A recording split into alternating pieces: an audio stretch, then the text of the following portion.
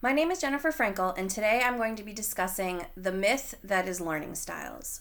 When I first started this course, in the first week, when we were looking at different educational theorists and talking about some of the theorists that we use in practice in our own classrooms, I was one of the people that jumped in on a number of other discussions that were talking about Howard Gardner and his multiple intelligences theory. I did not discuss it myself, but I did respond to a number of posts, at least two or three, that discussed how people used Gardner's theories in their class. As I went back this week to review some of those posts, I was interested and intrigued to see that Dr. Isham had said that come week 3 there might be some interesting things that we learned about learning styles and multiple intelligences. And after exploring some of the debunking myths articles, I can say that I'm very surprised with what I learned. One of the people that I found that did a very good job of discussing some of the myths surrounding learning styles was Valerie Strauss, who is an author for the Washington Post.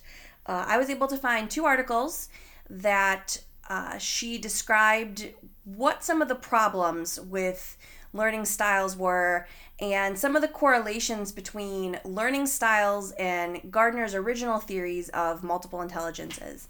And one of the most interesting pieces that I found actually had information from Howard Gardner himself, who is very disappointed that some of his original work has kind of been misconstrued and turned into something that he never really intended it for. So some of the things that are accurate about learning styles, or should I say multiple intelligences, because that in 1983 was what Gardner proposed, that we as humans have different computers working in our brains.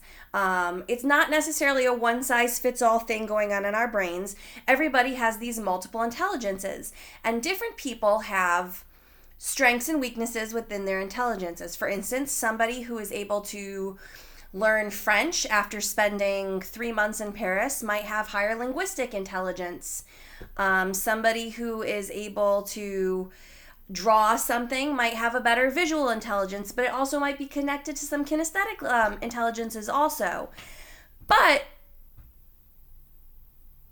where things went wrong is when teachers really started to pigeonhole or encourage students to pigeonhole themselves into these intelligences and learning styles.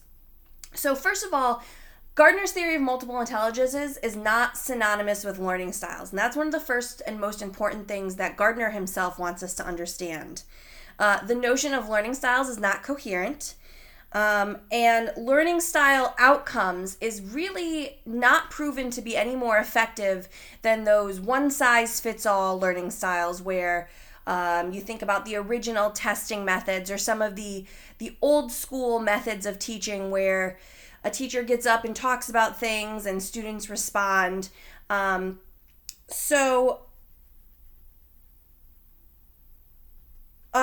person who came up with some information and to disprove some of what we know about learning styles was a psychologist named Daniel Willingham, and he writes for the Washington Post.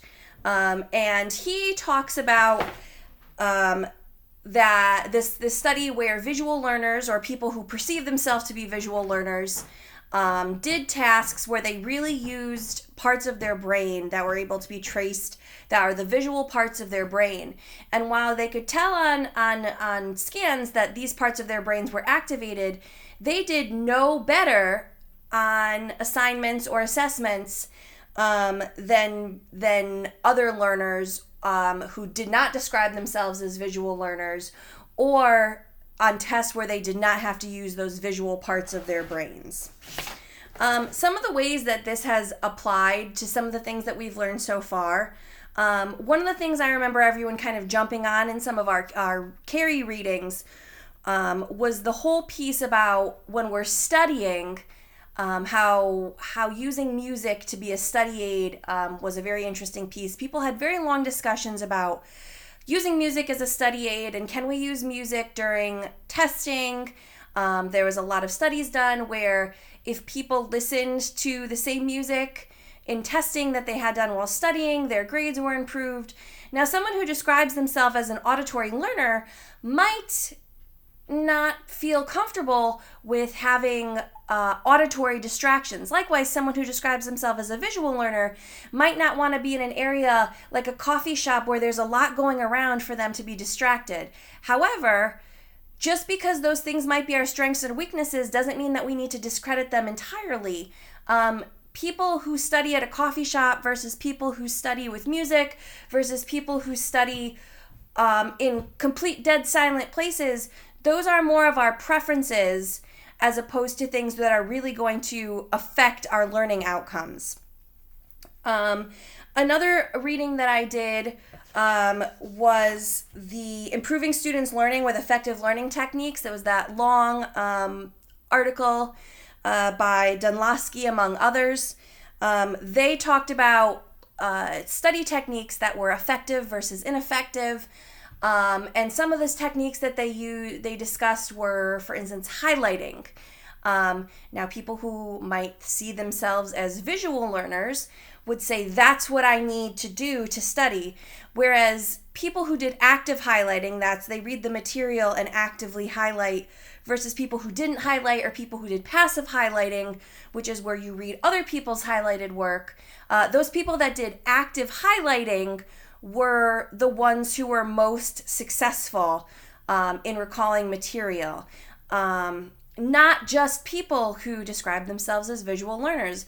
Another strategy that was described was using mnemonics to remember orders of things or lists of vocabulary words. Once again, people who are auditory learners might describe that as the learning technique that they need to use, but the use of mnemonics can benefit everybody and anybody. So this was a very interesting week for me as somebody who believed really firmly in the concept of multiple intelligences, but what I recognize is that I, like many educators, was confusing learning styles with multiple intelligences.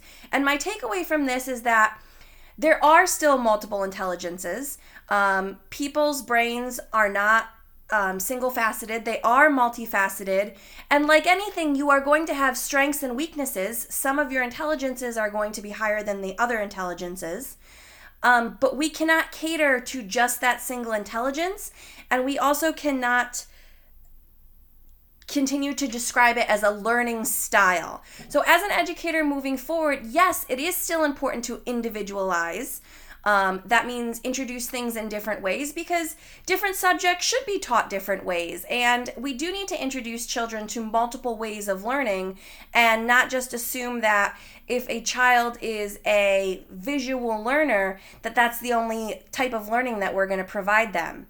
We still also want to pluralize. That means that we need to provide things multiple times in multiple ways. We shouldn't just address a topic once, especially if it's an important topic. We should be addressing it multiple times, and that's kind of where addressing it in multiple ways is also very important. And I think the most important takeaway from this is, yes, we can recognize it as something where we recognize our own strengths and weaknesses. However, we cannot let multiple intelligences turn into learning styles and therefore be something that dictates the way that we teach. Thank you very much.